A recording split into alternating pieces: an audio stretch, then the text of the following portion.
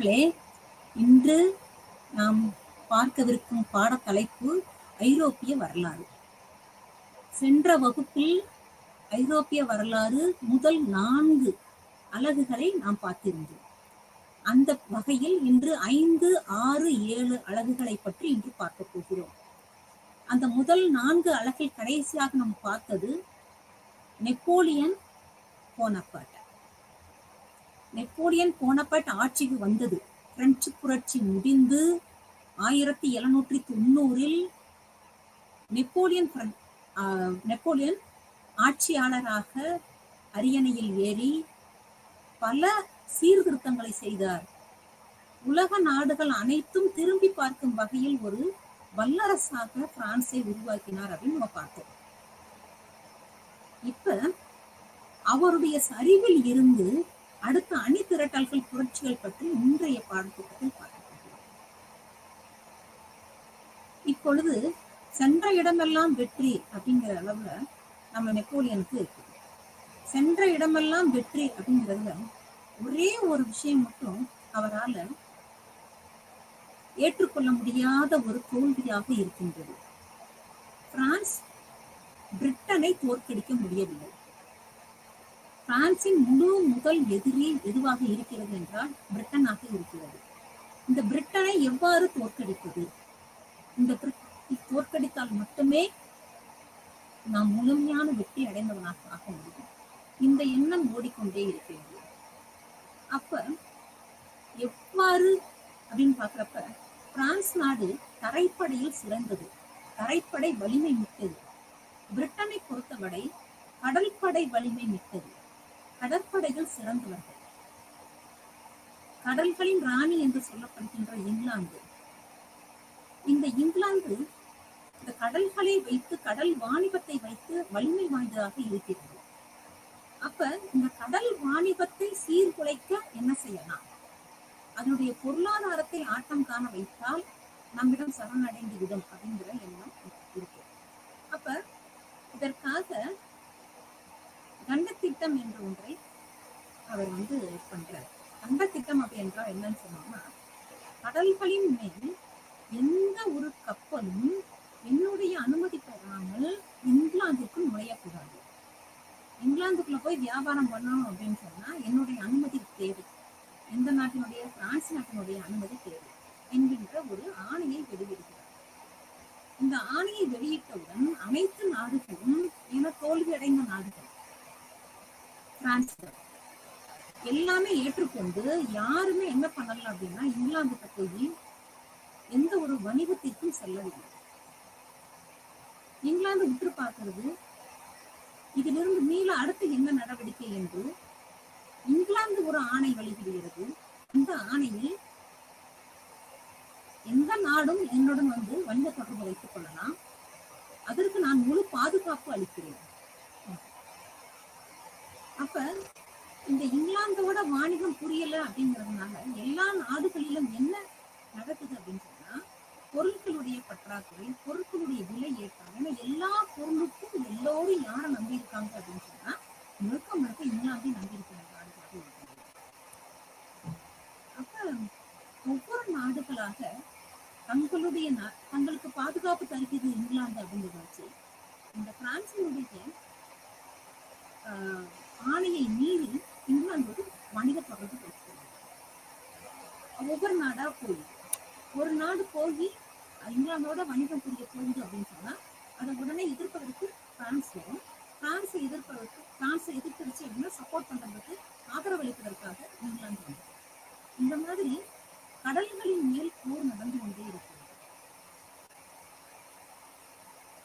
இந்த போர்களின் இறுதியில் அனைத்து நாடுகளும் இங்கிலாந்தின் ஆதரவோடு அனைத்து ஐரோப்பிய அரசுகளும் வெற்றி பெற்றதாக ஆகிறது. அப்ப இவ்வளவுக்கும் காரணம் யாரு? இந்த பிரான்ஸ் தானே அப்படின்னு சொல்லி பிரான்சின் மீது இங்கிலாந்து படையெடுத்து வருகிறது. அந்த இங்கிலாந்து படையெடுத்ததன் காரணமாக பிரான்ஸ் தோல்வியை தழுவுது. ஏன்னா கடற்படையில் பெரிய ஆளே கிடையாது, அதனால இறுதியாக தோல்வியை தழுவுது. இது பிரான்ஸ் நாட்டிற்கு கிடைச்ச தோல்வி கிடையாது, நெப்போலியன் போனபார்ட் என்ற தனிநபருக்கு கிடைத்த தோல்வி என்று எல்லா மக்களும் சொல்லியிருக்காங்க. இந்த நேரத்துல நடந்த ரஷ்ய படையெடுப்பு, ரஷ்யாவின் மேல் படையெடுத்து போகிறார் நெப்போலியன். ரஷ்யாவின் மீது படையெடுத்து சென்ற பொழுது கடும் குளிர் காலகட்டம், மாஸ்கோவை நோக்கி போயிட்டாங்க. மாஸ்கோல இருக்கிற ரஷ்யர்களுக்கு அந்த பணியை எப்படி எதிர்கொள்வது என்று தெரியும். ஆனால் இந்த பிரான்ஸ் நாட்டு வீரர்களுக்கு அந்த பணியை எவ்வாறு எதிர்கொள்வது தெரியாது. சோ ஒட்டுமொத்த மக்கள்ல 1/3 வீரர்கள் மட்டுமே எஞ்சிருந்தார்கள். மீது எல்லாருமே இறந்துட்டாங்க. அவர்களுக்கு உண்ண உணவு கூட இல்லை. அந்த அளவு ஒரு மிகப்பெரிய தோல்வியை, தட்பவெப்பம் காரணமாக தோல்வியை தழுவியது. ரஷ்யாவுக்கு முதலில் வெற்றி, பிரான்ஸ் நாட்டிற்கு தோல்வி. இவ்வாறு அடுத்த போர்களுடைய தோல்வியினால் வேறு வழியின்றி நெப்போலியன் நாடு கடத்தப்படுகிறார். நாடு கடத்தப்பட்டதுக்கு அப்புறம் ஒரு 100 நாட்களுக்கு பிறகு திரும்பி மீண்டும் வருகிறார் பிரான்ஸ் நாட்டிற்கு. அப்பொழுது அவரது ஆதரவாளர்களுடன் மீண்டும் போரில் ஈடுபட அந்த லீப்சிக் போர் என்று சொல்லப்படுகின்ற கடைசி போரானது, அதுவும் தோல்வியில் முடிவடைகிறது. இதன் காரணமாக நெப்போலியன் இறுதியாக செயின்ட் ஹெலினா என்ற தீவிற்கு தப்பியோடுகிறார். அதோட நெப்போலியன் போனப்பட்டுடைய எல்லை, ஒரு பிரான்சில் ஒரு மிகப்பெரிய மாறுதலை கொடுத்த பிரெஞ்சு புரட்சியின் குழந்தை அந்த நெப்போலியன் பானப்பட்டுடைய ஒரு காலகட்டம் முடிவுக்கு வருகிறது. இப்ப பிரான்ஸ் நாடு தோத்து போயிருக்கு. இப்ப வெற்றி வாகை சூடியவர்கள் யாரு அப்படின்னு சொன்னா இந்த ஆஸ்திரியாவும் பிரிட்டனும் ரஷ்யாவும். இவங்க அடுத்ததாக பிரஷ்யா. இந்த 4 நாடுகளுமே வெற்றியாளர்களாக பவனி வர்றாங்க. இந்த வெற்றியாளர் பவனியாளர்களால கூட்டப்பட்ட மாநாடு தான் வியன்னா மாநாடு. வியன்னா மாநாடு ஆஸ்திரியா நாட்டினுடைய தலைநகரமான வியன்னாவில் கூடப்பட்டதால் அது வியன்னா மாநாடு என்று அழைக்கப்படுகிறது. இந்த வியன்னா மாநாட்டுல இந்த 4 நாட்டினுடைய பிரதிநிதிகள் கலந்து கொள்றாங்க. ரஷ்ய நாட்டை சார்ந்த முதலாம் அலெக்சாண்டர், பிரிட்டனை சார்ந்த கேசல்ரி பிரபு, பிரான்ஸ் நாட்டை சார்ந்த டெலிராண்ட், இவர்கள் எல்லாருக்கும் மேல ஆஸ்திரியாவின் சான்சலர் என்று சொல்லப்படுகின்ற முதல் மந்திரியான மெட்டர்னிக் கலந்து கொள்கிறார். மெட்டர்னிக்குடைய முழு ஏற்பாடுதான் இந்த வியன்னா மாநாடே. ஏன் வியன்னா மாநாடு உடனடியாக கூட்டப்பட்டது என்று பார்த்தோம் அப்படின்னு சொன்னோம்னா, ஆஸ்திரியாவினுடைய வெற்றி. நெப்போலியனை எதிர்ப்பதற்கு எல்லாரும், அதாவது நெப்போலியன் என்று சொல்வதை விட தங்களுடைய 16ஆம் லூயி மன்னர் காலத்திலேயே ஆஸ்திரிய நாட்டு இளவரசி, நம்ம நாட்டு இளவரசி அங்க இருக்காங்க, அவங்களுக்கு எதுவும் கஷ்டம் வந்துடக்கூடாதுன்னு எல்லாரும் தயங்கினப்ப மெட்டர்னிக் தைரியமாக முடிவெடுத்து பிரான்ஸ் நாட்டை எதிர்கொள்வது அப்படிங்கிற ஒரு முடிவு எடுத்ததுனால அவருக்கு அவர் எடுத்த காலகட்டமும் சரியான காலகட்டமாக இருந்ததுனால ஆஸ்திரியாவுக்கு மிகப்பெரிய வெற்றி. அதனால ஒரு வெற்றியாளனையே வெற்றி கொண்ட அப்படின்னு சொல்லிட்டு அவருக்கு மெட்டர்னிக்கு வருது. இவங்க என்ன நினைக்கிறாங்க அப்படின்னு சொன்னா, இந்த வியன்னா மாநாட்டினுடைய நோக்கம் என்ன அப்படின்னு பார்த்தோம் அப்படின்னு சொன்னோம்னா, ஐரோப்பிய நாட்டில் அமைதியை நிலைநாட்டுவது. முதல் காரணம் ஐரோப்பிய நாட்டில் அமைதியை நிலைநாட்டுவது. கிட்டத்தட்ட 23 ஆண்டு காலங்கள் முழுக்க போர்கள் நிறைந்த காலகட்டம். இந்த 23 ஆண்டுகள் போர்களால் ஐரோப்பாவினுடைய வரைபடமே மாறிவிட்டது. ஐரோப்பாவினுடைய எல்லா நாடுகளுடைய எல்லைகள் மாறிவிட்டன. உலக வரைபடத்தில் சில நாடுகளை தேடுற மாதிரி இருக்கு. இருந்த இடமே தெரியாம காணா போச்சு. அப்ப இந்த ஐரோப்பிய உலக வரைபடத்தை மாற்றியது யார் அப்படின்னு பார்த்தோம்னா நெப்போலியன். நெப்போலியனால் கிழித்தெறியப்பட்ட ஐரோப்பாவின் வரைபடத்தை சீர் செய்து சரி செய்வது வியன்னா மாநாட்டின் நோக்கம். முதல் நோக்கம் அமைதியை ஏற்படுத்துவது. இரண்டாவது, நெப்போலியனால் உருவாக்கப்பட்ட அந்த கிழித்தெறியப்பட்ட வரைபடத்தை சரி செய்வது. மூன்றாவது, புரட்சி கருத்துக்களுக்கு இனி இடமில்லை. எங்கேயும் புரட்சின்னு வார்த்தையே வரக்கூடாது. ஒரு மிகப்பெரிய பிரெஞ்சு புரட்சி நாட்டுல நடந்து, அந்த பிரெஞ்சு புரட்சினால ஒரு மிகப்பெரிய மாறுதல் வந்து, சுதந்திரம், சமத்துவம், சகோதரத்துவம்னு பேசப்பட்டு, மக்களுடைய எல்லா எண்ணங்களும் உயிர்த்தெழுந்து, அதன் காரணமா இன்னைக்கு என்ன ஆச்சு அப்படின்னா, ஐரோப்பா சீர்குலைஞ்சு போயிடுச்சு. அப்ப இவங்கெல்லாம் யார் அப்படின்னா முற்போக்குவாதிகள். தங்களது சிந்தனைகளால் முற்போக்குவாதிகளான இவர்கள் இந்த முற்போக்கு சிந்தனைகளையே மக்களிடம் இருக்க வேண்டும். சுதந்திரம் என்ற எண்ணம் வரக்கூடாது. புரட்சிகரமான அந்த சுதந்திர எண்ணத்தை நசுக்க வேண்டும்.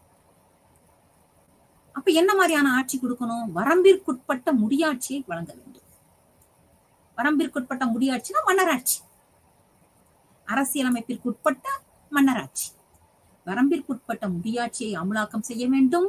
ஐரோப்பாவில் அமைதியை நிலைநாட்ட வேண்டும். வரைபடத்தை திருத்தி அமைக்க வேண்டும். மீண்டும் புரட்சி ஏற்படாமல் பாதுகாத்துக் கொள்ள வேண்டும். அதற்கு அந்த நெப்போலியனது வம்சமே திருப்பி என்ன செய்யக்கூடாது? ஆட்சிக்குள்ள வரக்கூடாது.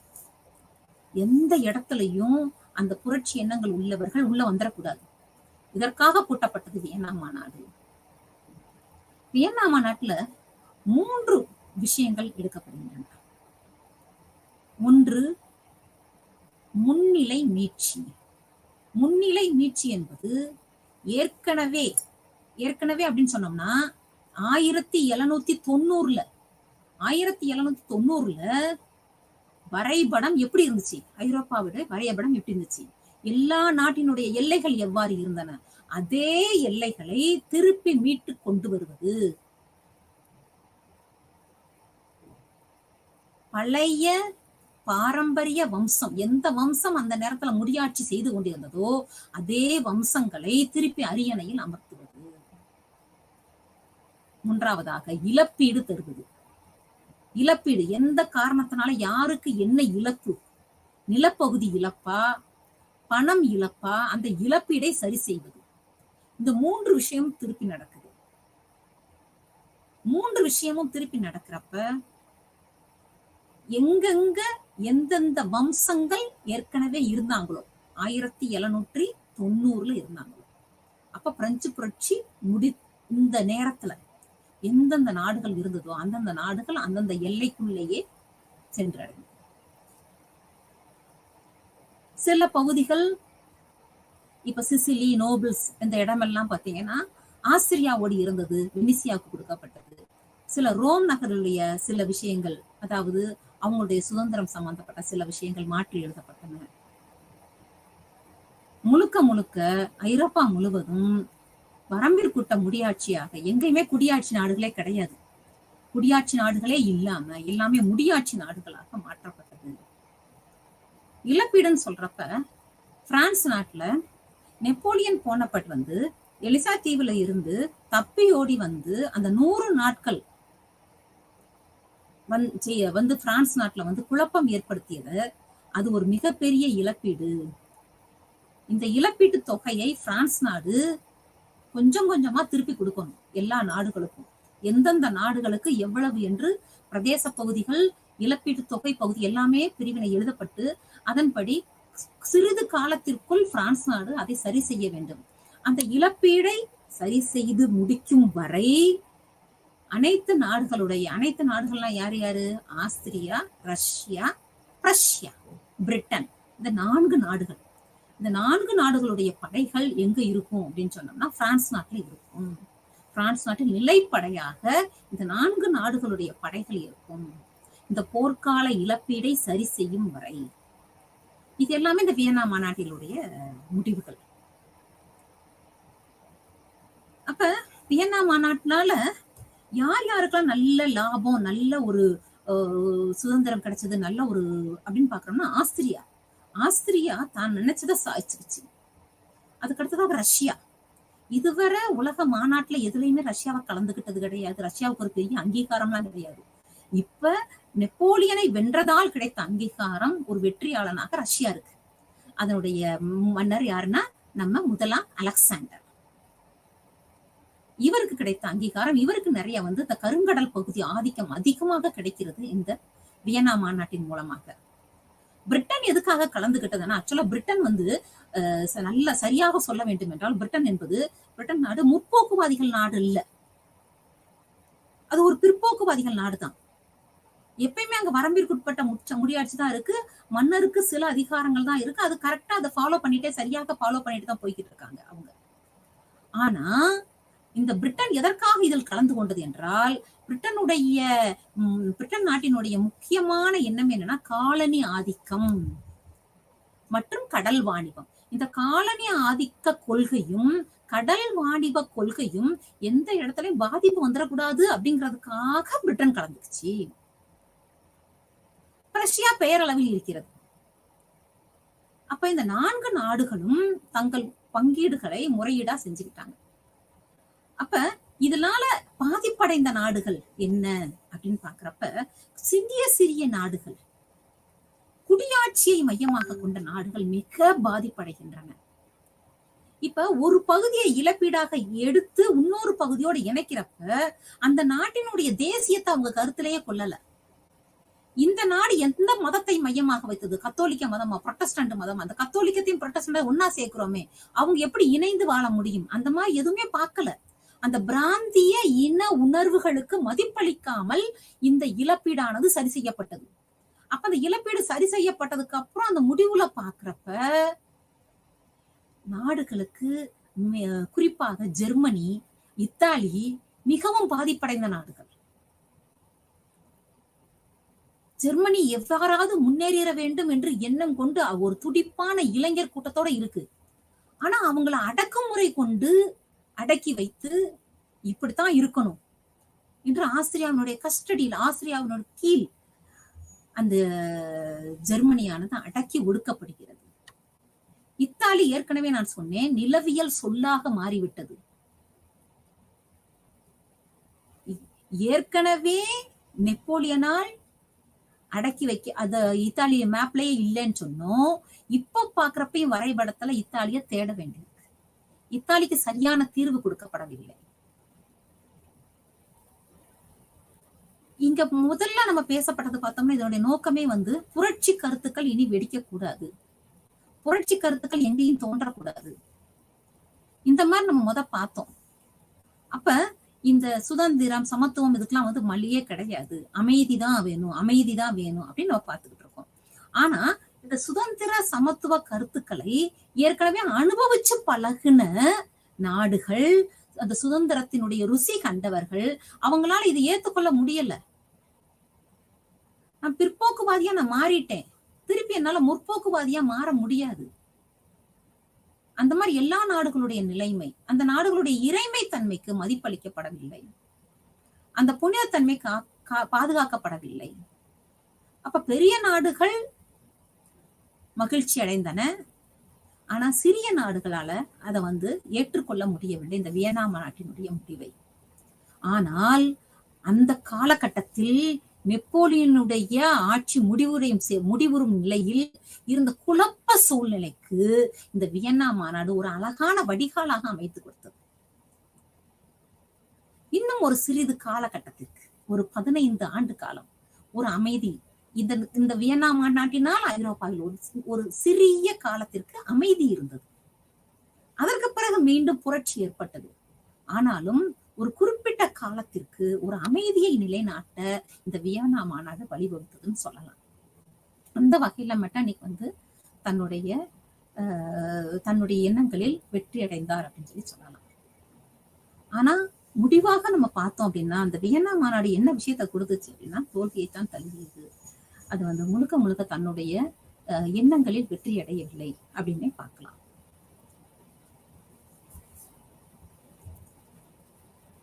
இந்த வியன்னா மாநாட்டில் அந்த 4 அணி கூட்டு, ரஷ்யா, ஆஸ்திரியா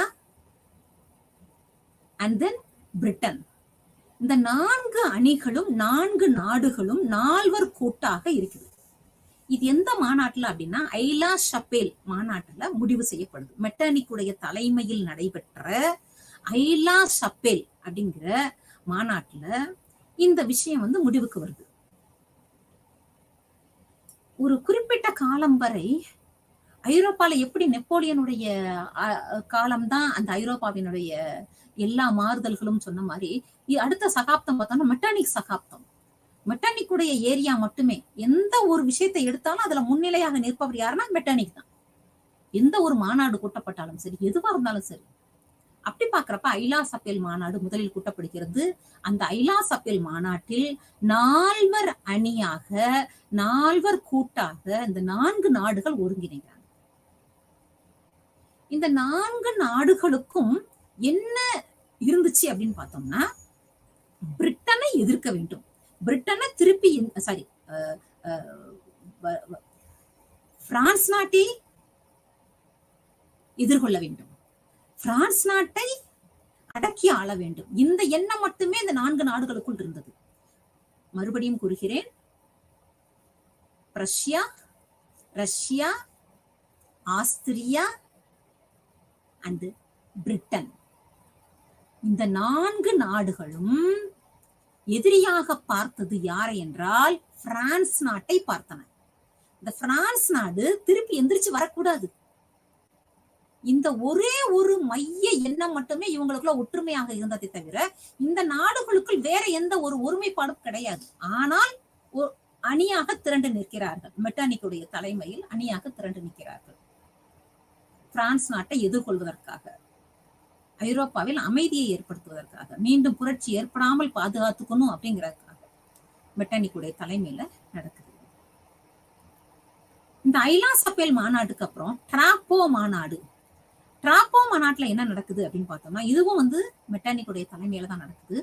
இந்த டிராப்போ மாநாட்டில் ஏதாவது ஒரு புரட்சி எந்த நாட்டிலாவது ஐரோப்பாவில் ஏற்பட்டு விட்டால் அனைத்து நாடுகளும் சேர்ந்து ஒண்ணு சேர்ந்து அந்த நாட்டுக்குள்ள போய் அந்த புரட்சியை அடக்க வேண்டும்.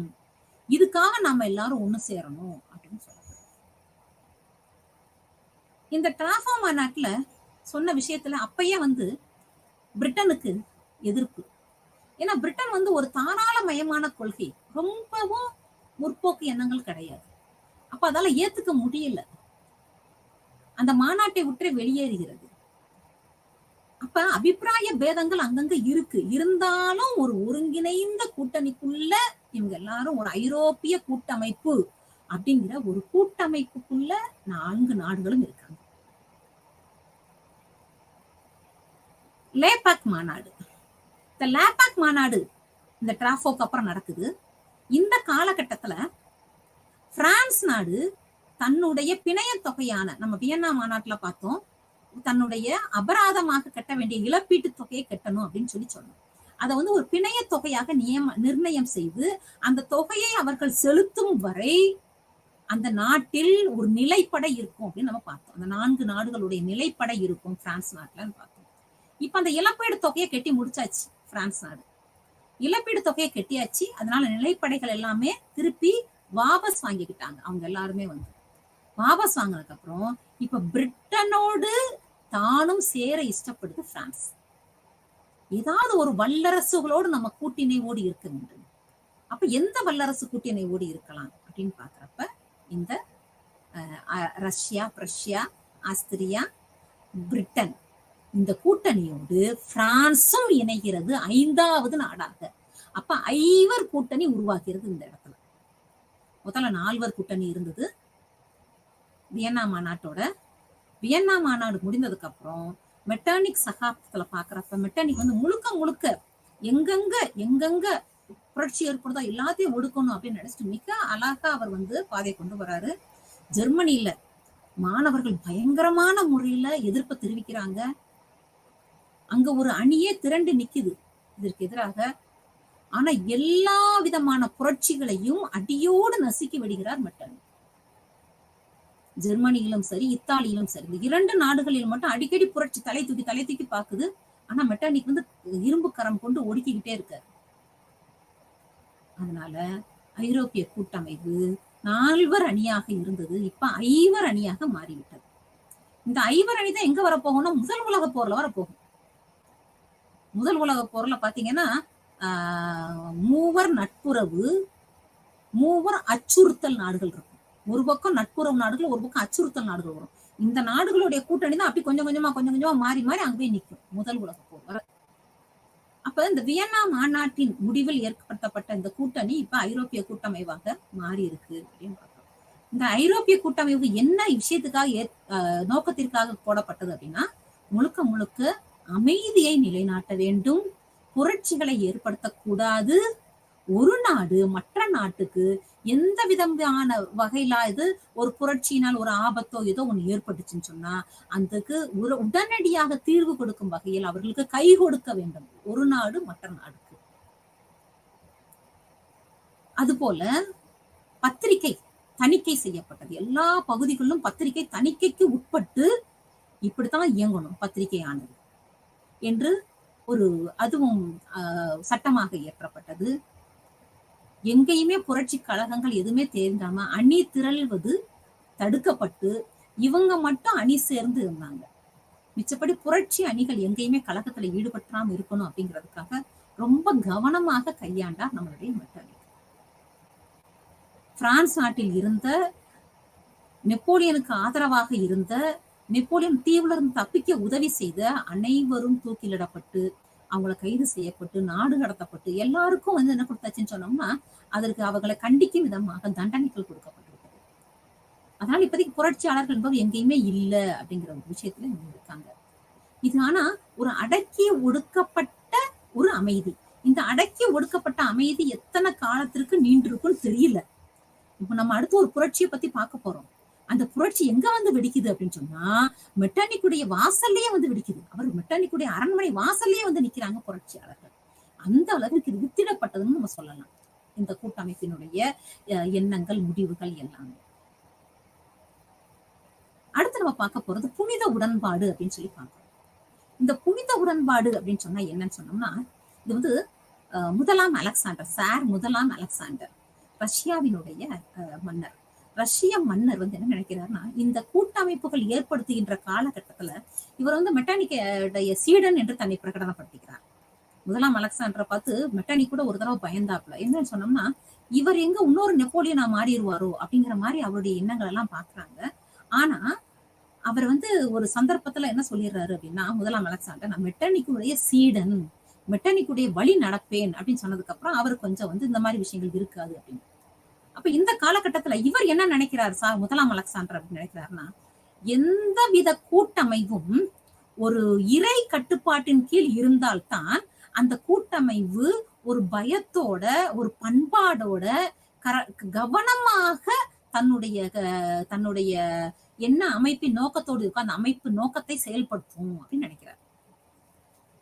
இவரும் உடன்பாடு என்பது ஒரு கூட்டணி அமைப்பு தான், அணி திரட்டல் தான்.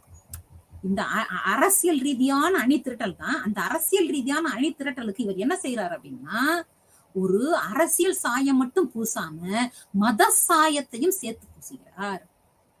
ஏன்னா மதத்தின் கீழ் அதை கொண்டு வந்துட்டோம் அப்படின்னா அந்த உடன்பாடு மிகவும் புனிதமாக இருக்கும்.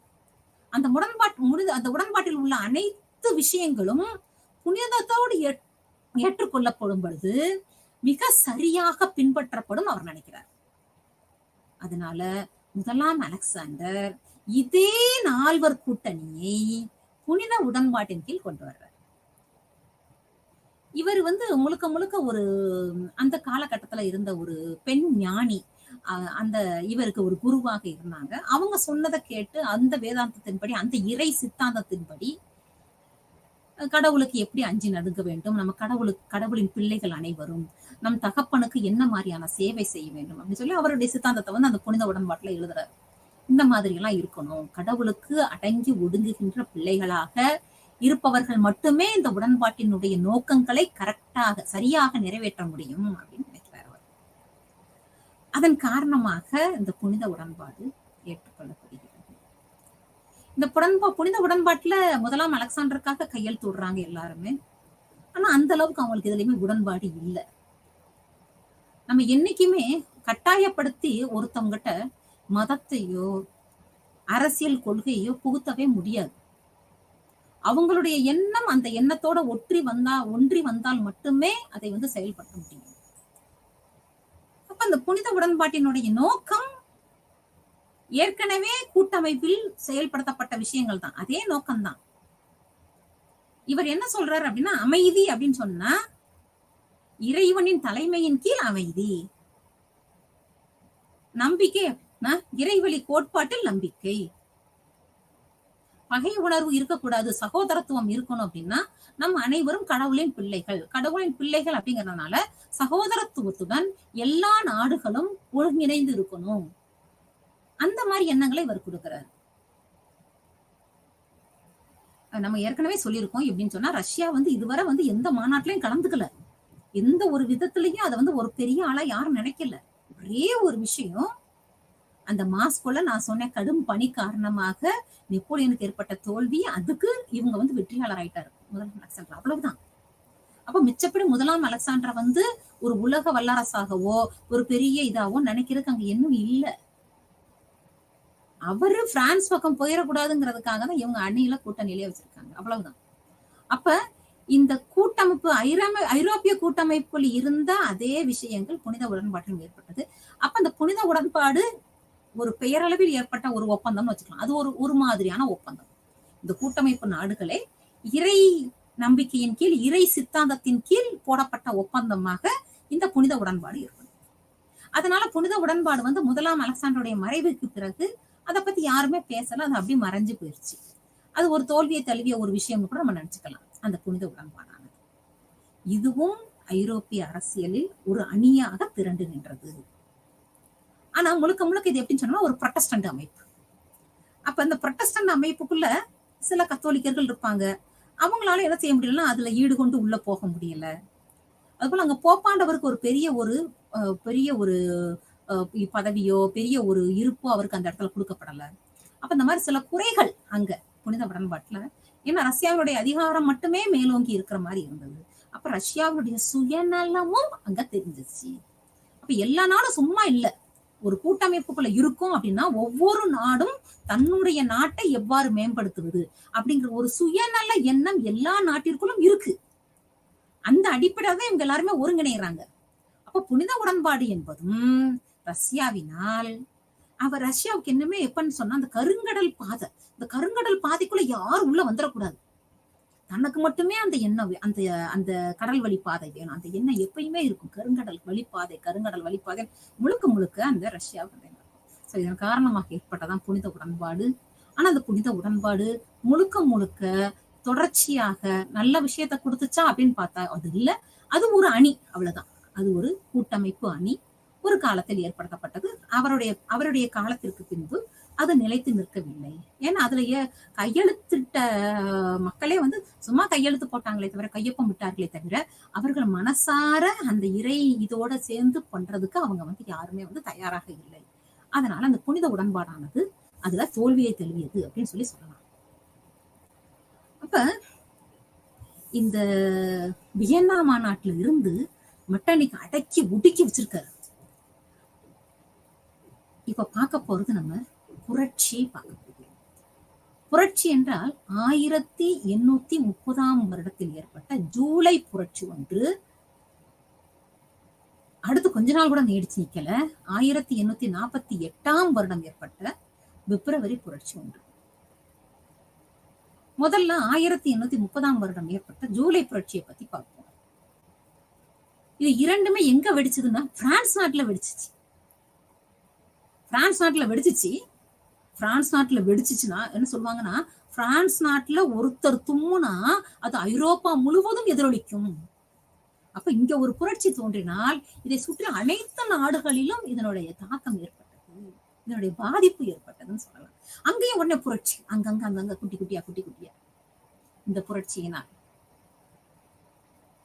அப்ப இந்த 1830 ஜூலை புரட்சி என்ன ஏது, அப்ப பிரான்ஸ் நாட்டினுடைய ஆட்சியாளராக யார் இருந்தா, என்ன ஆட்சி நடந்தது அப்படின்னு பார்த்தோம் அப்படின்னு சொன்னா, வியன்னா மாநாட்டின் முடிவுக்கு போனோம். வியன்னா மாநாட்டுல என்ன சொன்னாங்க, முன்னிலை மீட்சி. இதுக்கு முன்னாடி எந்த அரச பரம்பரை ஆட்சி செய்து கொண்டிருந்ததோ அந்த அரச பரம்பரை தான் ஆட்சிக்கு வரணும். அப்ப பிரெஞ்சு புரட்சியில பார்த்தோம் அப்படின்னா யார் கடைசியா இருந்தா, 16ஆம் லூயி இல்லைங்களா? அப்ப அந்த 16ஆம் லூயி காலத்துல பிரெஞ்சு புரட்சி வெடிச்சிச்சு. 16ஆம் லூயி இறந்துட்டாரு, எல்லாம் முடிஞ்சு போச்சு. இப்ப அந்த மரபை சார்ந்த பூர்போன் மரபை சார்ந்த அடுத்தவர் யாருன்னு சொன்ன பாக்குறப்ப 18ஆம் லூயி, 16ஆம் லூயினுடைய சித்தப்பா மகன் 18ஆம் லூயி அவர் ஆட்சிக்கு வர்றார். அவர் அரியணையில் அமர்த்தப்படுகிறார் அந்த வியன்னா மாநாட்டினுடைய முடிவின்படி. ஏன்னா அவங்க அரச பரம்பரை, அந்த அரச பரம்பரை, அந்த மரபை சார்ந்தவர்கள் அடுத்து வர்ற வழித்தோன்றல் யாருன்னு பார்த்து அந்த 18ஆம் லூயி ஆட்சிக்கு வர்றார். இந்த 18ஆம் லூயி ஆட்சிக்கு வந்த உடனே என்ன செய்யறாரு அப்படின்னு சொன்னோம்னா, முதலாக ஒரு அரசியல் அமைப்பை ஏற்படுத்துகிறார். 1814ஆம் ஆண்டு ஒரு அரசியலமைப்பு திருத்தத்தோடு ஏற்படுத்தப்பட்டது. அந்த அரசியலமைப்பையே அப்படி திருத்தங்களோடு சரி செய்து வெளியிடுகிறார். இதையே நம்ம என்ன வச்சுக்குவோம், ஆட்சிக்கு வச்சுக்குவோம் அப்படின்னு. அடுத்து இது வரம்பிற்குட்பட்ட முடியாட்சி அப்படிங்கிறப்ப இரு அவைகளுடன் கூடிய பாராளுமன்ற ஆட்சி இருக்கிறார். இரு அவைகளுடன் கூடிய. அடுத்து பாக்குறாரு பத்திரிகை சுதந்திரத்தை, தணிக்கையை ரொம்ப இல்லாம கொஞ்சம் அந்த பத்திரிகை சுதந்திரத்தை குறைந்த அளவு கொஞ்சம் சரி செய்து வைக்கிறார், குறைத்து வைக்கிறார். ஓரளவுக்கு, ரொம்ப ஒரு கொடிய ஆட்சின்னு சொல்ல முடியாது, மக்கள் விரும்பின ஆட்சின்னு சொல்ல முடியாது, ஓரளவுக்கு மக்களை சந்தோஷப்படுத்துற மாதிரி. 300 பிராங்க் வரி கட்டுறவங்க எல்லாரும் ஓட்டு போடலாம். அப்ப என்ன ஆயிருதுன்னா, இந்த தொழிலாளர்களோ இந்த கீழ்வர்க்க ஆள்கள் யாருமே என்ன செய்ய முடியாது, ஓட்டு போட முடியாது. 300 பிராங்க் வரி கட்டணும். பிராங்குகள் வரி கட்டினால் மட்டுமே அவங்க மட்டும்தான் ஓட்டு போட முடியும் அப்படிங்கிற சட்டத்தை கொண்டு வர்றாரு. ஓரளவுக்கு இத ஆனா எதிர்ப்பாளர்கள் இருக்காங்க. யாரு அப்படின்னு சொன்னா, நெப்போலியனுடைய ஆதரவாளர்கள் என்று சொல்லப்படுகின்ற, அதுல மிதவாதிகள் இருக்காங்க, தீவிரவாதிகள் இருக்காங்க, போனப்பட்ட ஆதரவாளர்கள் இருக்காங்க. இவங்க எல்லாரும் சேர்ந்து ஒரு மாதிரி ஒரு குழப்பத்துல இருக்கத்தான் செய்யுது நாடு. ஆனாலும் ஒரு சகஜ சூழ்நிலையில போய்கிட்டு இருக்கு. இப்ப இந்த 18ஆம் லூயிக்கு அடுத்து வர்றவர் யாருன்னா 10ஆம் சார்லஸ் மன்னர். இந்த 10ஆம் சார்லஸ் மன்னருக்கு இந்த வரம்பிற்குட்பட்ட முடியாட்சி பிடிக்கல. பிரிட்டன்ல இருக்கிற மாதிரி எல்லாம் பெயரளவில் அதிகாரம் படைச்ச மன்னரா நான் இருக்க முடியாது அப்படின்னு சொல்றாரு. பிரிட்டனில் அரசரும் இருப்பார், அரசியலமைப்பிற்குட்பட்ட முடியாட்சின்னு சொல்றப்ப அங்க பிரதம அமைச்சரும் இருப்பார். இன்றும் அதே போலதான் அரசரும் இருக்கிறார், பிரதம அமைச்சரும் இருக்காங்க. அரசர் என்பவர் பெயரளவிலான அதிகாரம் படைத்தவர், உண்மையான அதிகாரம் படைத்தவர் பிரதம அமைச்சராக இருப்பார். இதுதான் அப்ப இருந்துச்சு பிரிட்டன்ல. அப்ப அத சொல்றாரு, இந்த பிரிட்டன்ல மாதிரி அரசரா இருக்கிறத விட ஒரு மர வேலை செஞ்சு பழைக்கலாம், அவ்வளவு மோசமான ஒரு அரசராக அப்படி இருக்குன்னு அவசியம் இல்லைன்னு 10ஆம் சார்லஸ் மன்னர் வெளிப்படையாகவே சொல்றார். அவர் இந்த பிரெஞ்சு புரட்சியை நேர்ல பார்த்தவர், புரட்சியில கலந்துகிட்டவர் எல்லாமே. அப்ப இந்த பிரெஞ்சு புரட்சியில இருந்து யாருமே ஒரு பாடமே கத்துக்கலையே அப்படின்னு ஒரு வெறி இருக்கு இவருக்கு. தான் சொல்றதை எல்லாரும் கேட்கணும் அப்படிங்கிற எண்ணம் வருது. தாராளமயமான கருத்துக்கள் இல்லை அவர்கிட்ட. நான் சொல்றத கேட்கணும், இப்படித்தான் இருக்கணும் அப்படின்னு சொல்லிட்டு என்ன பண்றாருன்னா, அந்த அரசியலமைப்பு சட்டத்தையே சீர்திருத்தம் செய்கிறார். 1814ஆம் ஆண்டு அரசியலமைப்பு சட்டத்தை சீர்திருத்தம் செய்கிறார். அதாவது மக்கள் விரும்பாத விஷயங்களை நிறைய நிகழ்த்துகிறார் அரசியலில்.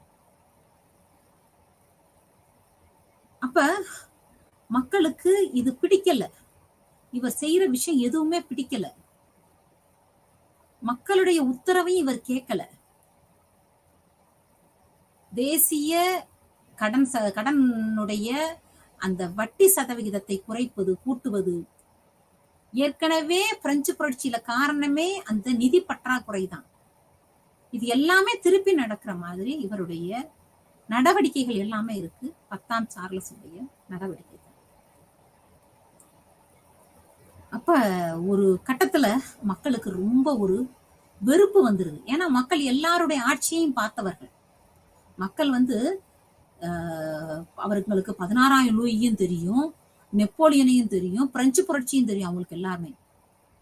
மீதி நாட்டு மக்கள் மாதிரி பிரான்ஸ் நாட்டு மக்கள் கிடையாது. நிறைய மாறுதல்களை கண்டவர்கள். அப்ப ஒன்றோடு ஒன்று ஒப்பிட்டு பார்ப்பார்கள். இந்த ஆட்சியில என்ன நடவடிக்கை இருக்கு, அந்த ஆட்சியில் யார் எப்படி நடந்துகிட்டாங்க. அப்போ ஒரு சின்ன மாற்றம் என்றால் கூட அவர்களால் அதை எளிதில் புரிந்து கொள்ள முடியும் அந்த மக்களால். அவங்க சுதந்திரத்தை கூட எதிர்பார்க்கல, சமத்துவத்தை எதிர்பார்த்தார்கள், சகோதரத்துவத்தை எதிர்பார்த்தாங்க. சமத்துவம் தான் அங்க முதலாக பேசப்பட்டது. ஏற்கனவே நெப்போலியனே வந்து என்ன செய்யல, சுதந்திரத்தை அந்த டைமே அவர் கொடுக்கல. சுதந்திரத்திற்காக போராடி பெற்றால் கூட அவர் சுதந்திரத்தை பாக்குறாரு, மிக ஊழலும் லஞ்சமும் நிறைந்ததாக அந்த காலகட்டத்தில் அந்த சுதந்திரம் இருந்ததுன்னு சொல்லிட்டு முழுக்க முழுக்க சமத்துவத்தை மட்டுமே அவர் நோக்கி சென்றார். அதனாலதான் அவரால் நிலையாக நிறைய சீர்திருத்தங்கள் கொண்டு வர முடிந்தது. மக்களும் அவரை மறக்காம இருந்தாங்க. அப்ப அந்த சமத்துவம் மட்டுமாவே நிலைச்சிருக்கணும் அப்படின்னு பாக்குறப்ப, ஓட்டு போடுவதற்கு இத்தனை பிராங்க் தான் வரி கட்டி இருக்கணும் இப்படின்னு சொன்னா எல்லா மக்களும் சமமாக ஓட்டுரிமை கிடையாது. அப்ப அந்த அரசியலில் பங்கெடுத்துக் கொள்ள முடியாது, சுதந்திரத்தையும் முழுமையாக அனுபவிக்க முடியாது. அப்ப இந்த மக்கள் பொங்கி எழுறாங்க. வேற வழி இல்லாம ஜூலைல புரட்சி ஏற்படுகிறது. 10ஆம் சார்லஸ் மன்னர் பயந்து போயிட்டார். இதுக்கு மேல நம்மளால இங்க தாக்கு பிடிக்க முடியாது. நாட்டை விட்டு தப்பி ஓடி விடுகிறார் நம்ம 10ஆம் சார்லஸ். இதுதான் ஜூலை புரட்சி. அப்ப முடிவுல யார் வரணும் அப்படின்னு பாக்குறப்ப, லூயி பிலிப் என்கின்ற இதுவரை பூர்போன் வம்சம் நம்ம பார்த்தது, பூர்போன் மரபு, அந்த மரபினர் தான் அந்த லூயி அப்படின்னு வருதுல, 14ஆம் லூயி, அதெல்லாம் வந்து பூர்போன் வம்சம். இதுவரை ஆட்சி செய்துக்கிட்டு இருந்த அந்த வம்சம், அந்த மரபு மாறி இப்ப புதுசா இன்னொன்னு ஆர்லிக்கன் அப்படிங்கிற வேற வம்சம் வந்து புதுசா வருது. அதன் இவர் யாருன்னா லூயி பிலிப் என்பவர் ஆட்சிக்கு வர்றாரு. இந்த லூயி பிலிப் வந்தவனே பாக்குறாரு, இந்த ஜூலை புரட்சிக்கான காரணங்கள் எல்லாம் பாக்குறாரு. அப்ப மக்கள் விரும்பும் ஆட்சி நம்ம அமைச்சு கொடுக்கணும் அப்படின்னு சொல்லிட்டு முதலாக என்ன செய்யறாரு, இந்த 300 பிராங்க் சொன்னாங்க பாத்தீங்களா, அதை வந்து இதை குறைக்கிறார். 200 பிராங்க் இருந்தா போதும் அப்படிங்கிறார். அதுலயும் மக்களுக்கு திருப்தி இல்லை அப்படின்னு சொன்னோடனே, முடிந்த வரை இயன்ற வரை செஞ்சு தர்றேன் அப்படிங்கிற வாக்குறுதி கொடுக்கிறாரு. அது போல என்னென்ன எந்த மாதிரியான விஷயங்கள் மக்கள் எதிர்பார்க்கிறார்களோ, அரசியலில் தலையிடுவதற்கு, வரி சுதந்திரத்தில் தலையிடு எல்லாமே பண்ணி கொடுக்கிறாரு லூயி பிலிப் மன்னர். அப்ப லூயி பிலிப் வந்த உடனே இந்த ஆட்சியானது சிறப்பாக நடக்குது. அதனால அந்த புரட்சியானது முடிவுக்கு வருகிறது. அப்ப இந்த ஜூலை புரட்சியுடைய விளைவு அப்படின்னு பார்த்தோம்னா, அதே வரம்பிற்குட்பட்ட முடியாட்சி தான். வம்சம் மாறிடுச்சு, அவ்வளவுதான். வம்சம் ஒன்று மாறி இருக்கிறதே தவிர வேற ஒண்ணு அங்க வந்து புரட்சியினால ஒரு ஐரோப்பால ஒரு மிகப்பெரிய மாறுதல் வந்துச்சு அப்படிங்கிற மாதிரி எதுவுமே இல்லை. அதனால உடனடியா இன்னொரு புரட்சி முடிச்சிருச்சு. 18 வருஷம் தான் உடனடியா அடுத்த இன்னொரு புரட்சி. ஏன்னா மக்களுடைய எல்லா தேவைகளும் அங்க நிறைவேற்றப்படவில்லை. அவங்க கேட்கறது அனைத்து மக்களுக்கும் ஓட்டுரிமை அத்தனை கேட்கிறாங்க. ஆனா அது கிடைக்கல. அடுத்ததாக அப்ப ஏற்படுத்துவது இந்த பிப்ரவரி புரட்சி. இந்த பிப்ரவரி புரட்சியில பார்த்தோம் அப்படின்னு சொன்னோம்னா,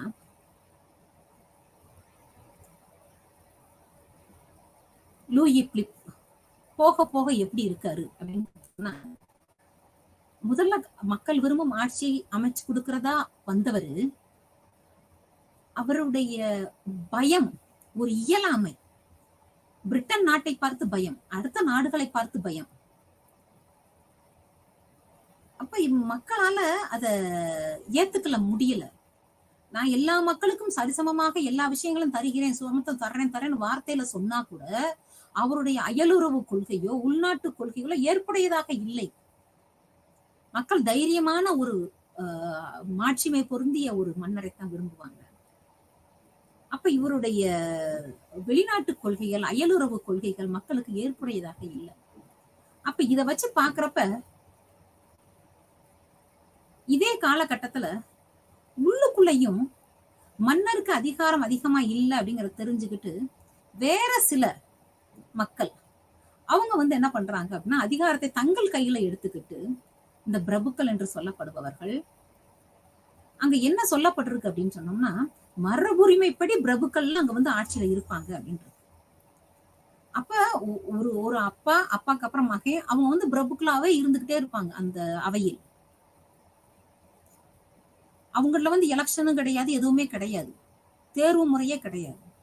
அப்ப மரபுரிமைப்படி அப்படிங்கிறப்ப அந்த ஏற்கனவே இருக்கிறவங்களே இருக்கிறப்ப இந்த மக்களுடைய எண்ணங்கள் எதுவுமே அங்க வந்து போய் செல்லாது. அவங்களுக்கான ஆட்சி நடக்குதுன்னு அங்க நம்ம சொல்லவே முடியாது. அப்ப எல்லாருக்கும் வாக்குரிமை கொடுத்து சரியான ஒரு நபரை தேர்ந்தெடுத்தால் மட்டுமே இது நடக்க முடியும் அப்படிங்கறத திட்டவட்டமா நினைக்கிறாங்க. இதன் விளைவாக ஏற்படுத்தப்பட்டதுதான் 1848 பிப்ரவரி புரட்சி. இந்த ஜூலை புரட்சியில பாக்குறப்ப ஜெர்மனியில் பயங்கரமா வெடிக்குது. பிரான்ஸ் நாட்டினுடைய எதிரொலி ஜெர்மனியில அதிகமாக வெடிக்குது. அதிகமான மாணவர்கள் பயங்கரமா கழகத்துல ஈடுபடுறாங்க. எப்படியோ வெற்றி அடைஞ்சிருவோம் அப்படிங்கிற சூழ்நிலையில பாக்குறப்ப அப்பயும் என்ன பண்றாரு அப்படின்னா மெட்டானிக் அதை ஒடுக்கிடுறாரு. இங்கேயும் சரி இத்தாலியிலையும் சரி. பிப்ரவரி புரட்சியில பாக்குறப்ப பிப்ரவரி மாதம் ஏற்பட்ட புரட்சின்னு பாக்குறப்ப வேற வழி இல்ல. இதுக்கு மேல மெட்டானிக்கால என்ன பண்ண முடியல அப்படின்னா தன்னுடைய நடவடிக்கையினால எந்த மாறுதலும் வராதுறது தன்னை என்ன பண்ண போறாங்க, அதாவது அவரை மீறி எல்லாமே வந்துருச்சு. எல்லா அவருடைய அடக்குமுறை அங்க செல்லுபடி ஆக்கல. அப்ப அவரே தப்பி ஓடி போயிடுறாரு லண்டனுக்கு. யாரு? நம்ம மெட்டானிக். ஏன்னா அவர் வீட்டு வாசலையே புரட்சி வெடிச்சிருச்சு. அப்ப வேற வழி இல்லாம தப்பி ஓடுகிறார். அப்ப அனைத்து மக்களுக்கும் வாக்குரிமை வழங்கப்படுகிறது. அதன் விளைவாக 3ஆம் நெப்போலியன் பதவிக்கு வருகிறார். இந்த 3ஆம் நெப்போலியன் பதவிக்கு வர்றப்பயே நெப்போலியன் போனபர்ட்டினுடைய அனைத்து நடவடிக்கைகளையும் அனைத்து சீர்திருத்தங்களையும் தான் செய்யறதா வர்றாரு. எல்லா மக்களுக்கும் அடி மனசுல இந்த கஷ்ட காலத்துல நெப்போலியன் போனபர்ட் திருப்பி வந்துட மாட்டாரான்னு இருந்துச்சு. அப்ப நெப்போலியன் அவருடைய வம்சத்துல வந்த 3ஆம் நெப்போலியன் இதெல்லாம் சரி செஞ்சிருவாரு அப்படிங்கிற நம்பிக்கையில வருது. அவரும் மக்களுக்காக பிரான்ஸ் நாட்டிற்காக எண்ணற்ற விஷயங்களை செஞ்சு ஒரு நல்ல ஒரு குடியாட்சி நாடாக அதை பிரான்ஸ் நாட்டை கொண்டு செலுத்துறாரு. இது பிப்ரவரி புரட்சியினுடைய முடிவு. அப்ப 1848 வருடத்துக்கு அப்புறம் தான் பிப்ரவரி புரட்சிக்கு அப்புறம் 3ஆம் நெப்போலியன் பதவிக்கு வந்ததுக்கு அப்புறம் பிரான்ஸ் நாடு செழுமையாக மாறுகிறது அப்படின்னு நம்ம பார்க்கலாம். அப்ப இந்த 3ஆம் நெப்போலியன் வந்த உடனே என்ன செய்யறாரு அப்படின்னா திருப்பி மக்கள் மனசுல நெப்போலியன் என்னென்ன விதைகளை விதைத்தாரோ அதை எல்லாமே சொல்றாரு. நெப்போலியன் செய்து கொடுத்த நெப்போலியனுடைய சட்ட தொகுப்பு, இன்னைக்கும் பெருமையா பேசப்படுகின்ற நெப்போலியனால் வெளியிடப்பட்ட சட்ட தொகுப்பு மற்றும் அவருடைய சீர்திருத்தங்கள், உள்நாட்டு சீர்திருத்தம், மெயினா கல்வி சீர்திருத்தம், கல்வியால் மட்டுமே மக்களுடைய அறியாமையை போக்க முடியும் அப்படின்னு சொல்லிட்டு கல்வி சீர்திருத்தம் இந்த காலகட்டத்துல 1790 அவ்வளவு அழகா நாட்டுல கல்வி சீர்திருத்தம், அது போல இது நம்ம விவசாய சீர்திருத்தம், அது போல வரிகள்ல எந்த மாதிரி மக்களுக்கு ஒரு சுலபமான எளிமையான முறை, அதே போல நாட்டினுடைய பொருளாதாரமும் பாதுகாக்கப்படணும் அப்படிங்கிற மாதிரி அவருடைய அவ்வளோ நடவடிக்கைகளும் மிக உயரத்துல அன்னைக்கு பிரான்ஸ் நாட்டை உயர்த்துச்சு. அதே வழிமுறைகளை திருப்பி அறிமுகப்படுத்துகிறார். நெப்போலியனுடைய பெயரை சொல்லி அறிமுகப்படுத்துகிறார். அப்ப என்ன ஆகுதுன்னா மக்கள் மனசுல ஒரு நம்பிக்கை, நல்ல நம்பிக்கை, ஒரு நல்ல ஆட்சி நமக்கு கிடைச்சிருச்சு அப்படிங்கிற ஒரு நல்ல ஒரு திருப்தியான எண்ணம் எல்லாமே வருது. இதனால நெப்போலியன் 3ஆம் நெப்போலியன் அவருடைய ஆட்சி காலத்துல இதெல்லாமே நம்ம பிரான்ஸ் நாடு மாறி வருது. இந்த டைம்ல என்ன பண்றாங்க அப்படின்னு இந்த காலகட்டத்துல நெப்போலியனோட உடல் எங்கன்னா செயின்ட் கெலினா தீவுல இருக்கு. அது செயின்ட் கெலினா தீவுல இருந்து நெப்போலியனோட உடலை இத்தனை வருஷத்துக்கு அப்புறம் திருப்பி எடுத்துட்டு தங்களுடைய பிரான்ஸ் நாட்டிலேயே அவருக்கு உரிய மரியாதையோடு அவருக்கு அடக்கம் நடக்கப்படுது. அதுபோல அவர் எந்தெந்த போர்களில் வெற்றி அடைந்தாரோ, எத்தனை போர்கள் நடத்திருப்பார், அந்த ஒவ்வொரு போர்களுடைய பெயரில் வீதிகளுடைய பெயரிடப்பட்டது. அவருக்காக ஒரு வளைவு, ஒரு மண்டபம், அழகாக அவருக்காக ஒரு மியூசியம், அவருடைய வெற்றி சின்னங்கள் எல்லாம் பத்திரப்படுத்தி பாதுகாக்கிற மாதிரி ஒரு மியூசியம் எல்லாமே நமக்கப்பட்டது 3ஆம் நெப்போலியன். நெப்போலியன் போனபர்ட்டினுடைய புகழ், மறைந்த புகழை திருப்பி மீட்டு கொடுத்த பெருமை யாருக்கு சேரும் அப்படின்னா நம்ம நெப்போலியன் 3ஆம் நெப்போலியனை சாரும். அப்ப இந்த 3ஆம் நெப்போலியன் வந்ததுக்கு அப்புறம் அவருடைய உள்நாட்டு வெளிநாட்டு எல்லாமே மக்களுக்கு விருப்பப்பட்ட மாதிரி இருக்கு. அப்ப இந்த போனபார்ட்டிசம் அப்படின்னு குறிப்பிட்டிருக்கோம். போனபார்ட்டிசம் என்று சொல்லப்படும் காலகட்டம் என்னன்னா நெப்போலியன் போனபார்ட்டினுடைய புகழை, மாட்சிமையை திருப்பி கொண்டிருந்தது அப்படின்னு சொல்லலாம். திருப்பி கொண்டு ஒரு நல்ல ஒரு பிரான்ஸ் நாட்டுல ஒரு விஷயத்தை கொண்டது அப்படின்னு பாக்குறோம். அப்ப இப்ப பிரான்ஸ் நாட்டுல இந்த புரட்சிக்கு அப்புறம் ஒரு செட்டில்மெண்ட் வந்துருச்சு. அப்ப இந்த ஜெர்மனி, இத்தாலி, இந்த பாதிக்கப்பட்ட 2 நாடுகள் 1848 புரட்சியிலேயே நம்ம சொன்னோம் அவருடைய யாரோட நம்ம மெட்டானிக் வீட்டுக்கு வாசலே போயிட்டாங்க. சோ மெட்டானி தப்பிச்சு ஓடி போயிட்டாரு அப்படி பார்த்துட்டோம். அப்ப ஜெர்மனில மிக அழகாக ஒரு கூட்டணி நல்லா உருவாகுது. அதுக்கு மெயினான என்ன விஷயம் சொல்லி பார்த்தோம்னா, முக்கியமான விஷயம் என்னன்னு பார்த்தோம்னா சால்வரின் அப்படிங்கிற ஒரு சுங்க வரி நிர்ணயம். ஜெர்மனியினுடைய அனைத்து கூட்டிணைந்த நாடுகளுக்கும் ஒரே வரி. அந்த ஒரே வரி போட்டனால என்ன ஆச்சுன்னா, ஜெர்மனியில இந்த சிட்ட குட்டி குட்டி நாடுகள் ரைன் கூட்டிணைவுன்னு சொல்லுவோம். அந்த ரைன் கூட்டிணைவு நாடுகள் எல்லாம் ஒருங்கிணைஞ்சிட்டாங்க. அப்ப இவங்க எல்லாம் ஒருங்கிணைந்த ஜெர்மனியா உருமாறணும். அப்ப ஜெர்மானிய ஐக்கியம் என்பது நிறைவேறணும் அப்படின்னு எதிர்பார்க்கிறாங்க. இந்த ஜெர்மானிய ஐக்கியத்தை யாருக்கு தலைமையில் அப்படின்னா பிஸ்மார்க். அதான் பிஸ்மார்க்கிசம். பிஸ்மார்க்கினுடைய தலைமையில் ஜெர்மானிய இணைவு என்று ஒன்று நடக்க போகுது. அது எப்படி நடக்குது அப்படின்னு பார்த்தோம்னா, ஒரு 3 போர் தான். 3 போர். பிராங்கோ பிரஷ்ய போர், ஆஸ்திரியா போர், கிரிமியா போர். 3 போர்னாலையும் அழகா பிளான் பண்ணி பிஸ்மார்க் என்ன செய்வார் அப்படின்னா, ஒவ்வொரு நாடுகளையும் வென்று பிரஷ்யாவை வெல்லணும், அப்புறம் ஆஸ்திரியாவை வெல்லணும். மெயினா இது 2 தான்.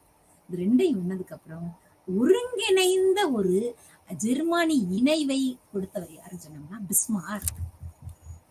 அதனாலதான் நமக்கு இந்தியாவின் பிஸ்மார்க் யாரு? சர்தார் வல்லபாய் பட்டேல். இந்திய சிற்றரசுகளை ஒருங்கிணைத்தவர். சுதந்திரம் அடைந்த விடவு இந்தியால பிரிவினைகளாக இருந்த அனைத்து பகுதிகளையும் ஒருங்கிணைத்த பெருமை இந்தியாவின் பிஸ்மார்க்கான சர்தார் வல்லபாய் பட்டேல். அதனாலதான் பிஸ்மார்க்னு சொல்றோம். ஜெர்மானியின் ஐக்கியத்தை உருவாக்கியவர் பிஸ்மார்க். அப்ப இதே போல இத்தாலியில எப்படி இருக்கு அப்படின்னா, நம்ம சொன்னோம் நிலவியல் சொல்லாக இருக்கின்றன. காணும் மேப்லயே தேட வேண்டியது இத்தாலிய. அப்ப இந்த இத்தாலியிலையும் என்ன நடக்கணும் அப்படின்னா, இத்தாலிய பழைய உரிமை பெற்ற அந்த அனைத்து பகுதிகளையும், நேபிள்ஸ், சிசிலி, அவ்வளவு வளம் நிறைந்த லம்பாடி, வெனிசியா, எல்லா பகுதியும் ஒருங்கிணைச்சு ஒன்றுபட்ட இத்தாலியை எங்களுக்கு உருவாக்கணும். இப்ப அந்த ஒன்றுபட்ட இத்தாலியை உருவாக்குவது எவ்வாறு? இப்ப இத்தாலியில 3 தலைவர்கள், மாசினி, கரிபால்டி, கவூர். மாசினி மக்களுக்கு விடுதலை வேட்கையை தூண்டுகிறார். அனைத்து இத்தாலி மக்களுக்கும் மனசுக்குள்ள அந்த வெறி வரணும். என் நாடு, என் தேசம் அப்படிங்கிற தேசிய எண்ணத்தை விதைத்தவர் மாசினி. விடுதலை வேட்கையை மக்கள் மனத்தில் தெளித்தவர். எல்லாருக்கும் அந்த எண்ணம் வரணும் இத்தாலியில.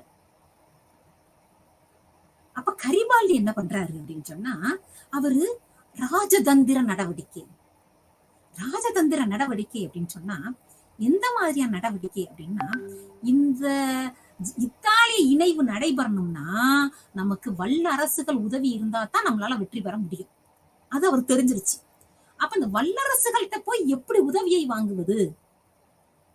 அப்ப வல்லரசுகளுக்கு ஏதாவது ஒரு கஷ்டம் ஏற்பட்டா நம்ம போய் உதவி செய்யணும். சரியா? அப்ப உதவி செய்வதற்கான வாய்ப்பை கரெக்டா பிரான்ஸுக்கும் தேவைப்பட்டுச்சு, ரஷ்யாவுக்கும் தேவைப்பட்டுச்சு. ஒவ்வொரு காலகட்டத்துல அவங்க போர்ல ஈடுபடுத்திட்டு இருக்கிறப்ப, பிராங்கோ பிரஷ்ய போர், ஆஸ்திரிய ரஷ்ய போர், இந்த மாதிரி நடக்கிறப்ப ஒவ்வொரு காலகட்டத்திலையும் இந்த கரிபால்டி என்ன செஞ்சார்னா, இத்தாலிய வீரர்களை ஒருங்கிணைத்து உங்களுடைய வாழ்வும் சாவும் இத்தாலியினுடைய மறுமலர்ச்சியும் எங்க இருக்கு அப்படின்னு சொன்னோம்னா இந்த போர்ல நீங்க கலந்துக்கிறதுலதான் இருக்கு. அப்ப எல்லா போர்லயும் அவங்க கலந்துகிட்டப்ப அந்த படை வீரர்களுக்கு, பிரான்ஸ் நாட்டுல போய் கலந்துகிட்டப்ப அந்த பிரான்ஸுக்கு அவ்வளவு ஒரு புத்துயிர்ச்சி கொடுத்ததா. அந்த டைமிங்ல அந்த நேரத்துல அவங்களுடைய பங்கீடானது இவர்களுக்கு மிகவும் எழுச்சி மிக்கதாக இருந்தது. பிரான்ஸ் நாட்டிற்கு மிகவும் உதவி, ரஷ்யாவிற்கு மிகவும் உதவி. இந்த மாதிரி உதவி புரிந்ததனால் இந்த போர்கள் எல்லாம் முடிஞ்ச உடனே அமைதி உடன்பாடு காணுவாங்கல்ல, அந்த அமைதி உடன்பாடு காணப்படுகின்ற நேரத்தில் இத்தாலியையும் ஒரு ஆளா கூப்பிட்டு வச்சு ஒரு மதிப்பு மரியாதை கொடுத்து உதவி செய்ததற்கு நன்றி பாராட்டுகிறார்கள். அந்த நன்றி பாராட்டும் காலகட்டத்தில் தன்னுடைய ராஜதந்திர நடவடிக்கையான கரிபால்டி என்ன செய்யறாரு, எங்கள் நாட்டிற்கு எங்களுக்கு இந்த உதவி தேவை. அப்ப 3ஆம் நெப்போலியன்லாம் ரொம்ப சந்தோஷம். 3ஆம் நெப்போலியன், நான் செஞ்சு தர்றேன், எல்லா விதத்திலும் உனக்கு உதவியாக இருப்பேன். அதே போல உதவியாக இருந்தார் 3ஆம் நெப்போலியன். அப்ப கவூர் அடுத்து பார்த்தோம்னா, கவூருடைய போர்த்திறன். இந்த 3 பேரு, மாசினி, கரிபால்டி, கவூர், இந்த 3 பேரும் ஒவ்வொரு விதத்துல சிறந்த ஆள்கள். இந்த 3 பேருடைய எண்ணங்களும் 3 பேருடைய கருத்துக்களும் அழகா ஒருங்கிணைந்து இத்தாலிய இணைவை கொடுத்தது. ரஷ்யாவின் தலைமையில் அழகான ஒரு இத்தாலிய இணைவை நிறைவாக செய்து கொடுத்தது. பிரான்ஸ் வல்லரசாக மாறியது. இத்தாலி, ஜெர்மனி இது அனைத்துமே மிகப்பெரிய வல்லரசுகளாக உருவெடுப்பதற்கு பிரான்ஸ் நாடு மறைமுகமாக காரணமாக இருந்தது அப்படின்னு சொல்லி பார்க்கலாம். நெப்போலியன் போனபர்ட் அவர் விதைத்த விதை சிறிது காலத்துக்கு மறைக்கப்பட்டாலும் கூட அதனுடைய விளைவுகள், அதனுடைய எண்ணங்களை அழகாக மாற்றி இத்தாலி, ஜெர்மனி, பிரான்ஸ் அனைத்து நாடுகளிலும் மிக அழகான ஒரு அரசியலமைப்பை உருவாக்கி வரம்பிற்குட்பட்ட முடியாட்சியாக இருந்தாலும் குடியாட்சியாக இருந்தாலும் ஒரு சிறந்த ஒரு நாட்டை உருவாக்குவதற்கு இன்னைக்கு நம்ம பாடத்திட்டத்துல அரசியல் அணி திரட்டல்கள் மற்றும் புரட்சிகள்னு பார்த்தோம். இந்த அணி திரட்டல் எங்க ஆரம்பிக்குது அப்படின்னா வியன்னா மாநாட்டுல நமக்கு ஆரம்பிச்சிச்சு. நெப்போலியனுடைய மறைவு, அதற்கு அப்புறம் வியன்னா மாநாடு. இந்த வியன்னா மாநாட்டுல முதல்ல 3 கூட்டணி, அடுத்ததாக 4 கூட்டணின்னு சொல்லி 4 நாடுகள் ஒருங்கிணைகின்றன. அடுத்து வியன்னா மாநாட்டிற்கு அப்புறம் பார்த்தோம்னா புனித உடன்பாடு பார்த்தோம். புனித உடன்பாடு, அதற்கு அப்புறம் ஐரோப்பிய கூட்டமைப்பு. இந்த புனித உடன்பாடு, ஐரோப்பிய கூட்டமைப்பு எல்லாமே அந்த 4 அணிதான். அந்த 4 அணி சிறிது சிறிது மாற்றத்துடன், அந்த நோக்கம் மட்டும் சில மாற்றம். புனித உடன்பாடு என்பது இறைத்தன்மையோடு கலந்தது. ஐரோப்பிய கூட்டமைப்பு என்பது அமைதியை ஏற்படுத்துவதற்காக ஏற்பட்டது. இந்த மாதிரி அந்த நோக்கத்தில் சிறிது சிறிது மாற்றங்கள் மட்டும் நடந்து அந்த அணிகளானது அரசியல் அணிகளாக திரண்டு நிறைய மாறுதல்களை கொடுத்தது. ஆனா இந்த மாறுதல்கள் எல்லாமே எப்படி இருந்ததுன்னா முற்போக்கு எண்ணம் வாய்ந்ததாக இருந்தது, பிற்போக்கு சக்திகளாக இல்ல. ஏற்கனவே விதைக்கப்பட்ட சுதந்திரம், சமத்துவம், சகோதரத்துவத்தை ருசிச்சு பார்த்த அந்த பிரெஞ்சு நாட்டு மக்களால இந்த முற்போக்கு சிந்தனைகளை அதிகமா ஏத்துக்கொள்ள முடியல. ஆனா வேற வழி இல்ல. இன்னைக்கு தோத்து போன காலகட்டத்துல இருக்கும். பிரான்ஸ் நாடு அடிமட்டத்துல இருக்கு, திருப்பி எந்திரிச்சு வரணும். இழப்பீடு தொகையை சரி செய்து, தங்கள் நாட்டுல நிலப்படை இருக்கு, நிலைப்படை இருக்கிறது என்றால் அந்த இழப்பீடு தொகையை கட்டி முடிச்சாதான் நிலைப்படை வெளியேறும். வேற நாட்டு படம் நம்ம நாட்டுக்குள்ள நிக்குதுன்னா எப்படி இருக்கும்? அப்ப அதிலிருந்து மீண்டு மெட்டானிக்கினுடைய எல்லா கொள்கைகளிலும் இருந்து மாறி வர்றப்ப அந்த புரட்சி எண்ணம் ஆட்டோமேட்டிக்கா வந்தது. தானாக அந்த புரட்சி எண்ணங்கள் 2 புரட்சி, மகா புரட்சி, பிரெஞ்சு புரட்சிக்கு அடுத்து பார்க்கப்பட்ட புரட்சிகளானது ஜூலை புரட்சி மற்றும் பிப்ரவரி புரட்சி 1830ஆம் ஆண்டு மற்றும் 1848ஆம் ஆண்டு பிப்ரவரி புரட்சியாக 2 புரட்சிகள் வெடித்து பிரெஞ்சு நாட்டில் ஒரு மிகப்பெரிய சகாப்தத்தை உருவாக்கியது. இந்த 1848ஆம் ஆண்டு புரட்சிக்கு அப்புறம் பாக்குறப்ப 3ஆம் நெப்போலியன் பதவிக்கு வருகிறார். 3ஆம் நெப்போலியன் முழுக்க முழுக்க நெப்போலியன் போனபர்ட் அவருடைய கருத்துக்களை மையமாக கொண்டு தன்னுடைய சீர்திருத்தங்களை அழகாக செயல்படுத்தி பிரான்ஸ் நாட்டை வலிமை மிக்க ஒரு நாடாக உருவெடுக்க வைக்கிறார். இதே காலகட்டத்தில் ஜெர்மனியில் நம்ம ஏற்கனவே சொன்னோம், பிரான்ஸ் நாட்டுல ஒரு புரட்சி வெடிச்சா எல்லா நாடுகளையும் அது பரவும். தானாகவே ஜெர்மனியில் பிஸ்மார்க்கின் தலைமையில் ஏற்படுத்தப்பட்டது. அங்கு அனைத்து மாணவர்களும் ஒரு விடுதலை வேட்கையோடு இருக்கிறார்கள்.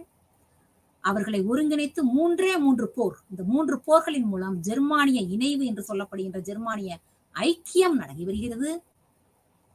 இதனால் ஒரு நிறைவு பெற்ற நாடாக ஜெர்மானி மாறுகிறது. இதே காலகட்டத்தில் இத்தாலியில் ஐக்கியம், மாசினியினுடைய விடுதலை எண்ணங்கள், விடுதலை வேட்கைகள் மற்றும் கரிபால்டினுடைய ராஜதந்திர நடவடிக்கை மற்றும் கவுர்னுடைய போர்த்திறன் இவற்றினால் ஒருங்கிணைக்கப்பட்ட இத்தாலியாக, நிலவியல் அமைப்பில் தேடப்பட்ட இத்தாலி என்று ஒருங்கிணைக்கப்பட்ட இத்தாலியாக ஒரு முழு மாபெரும் சக்தியாக உருவெடுக்கிறது. மாபெரும் சக்தியாக உருவெடுத்து இதுக்கு அடுத்த நிலையில் நம்ம அடுத்து பார்க்க போறதுன்னா முதல் உலக பொருளை எப்படி கலந்துக்குச்சு, முதல் உலக பொருளை கலந்துக்கிறதுக்கு அடுத்து என்னென்னலாம் நிகழ்வு நடந்ததுன்னு அப்படிங்கிற மாதிரி வரும்.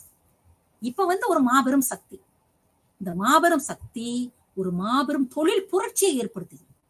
பொருளாதார விஷயத்தில் ஒரு மிக அழகான மேம்பாடு.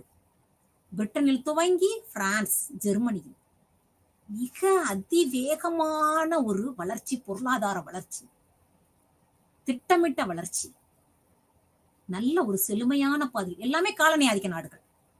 காலனி ஆதிக்க நாடுகளாக நம்ம இந்தியாக்குள்ளே வளம் வந்தாங்கல்ல, பிரிட்டன் வந்தாங்க, பிரான்ஸ் வந்தாங்க. அது மாதிரி எல்லா பகுதிகளிலையும் வளம் வாய்ந்த பகுதிகளாக மாறி செழிப்போடு இருந்தாங்க அப்படின்னு நம்ம பார்க்கிறோம். இதற்கு இந்த புரட்சிகளும் வழிவகுத்தன, கூட்டணிகளும் வழிவகுத்தன. வணக்கம், நன்றி.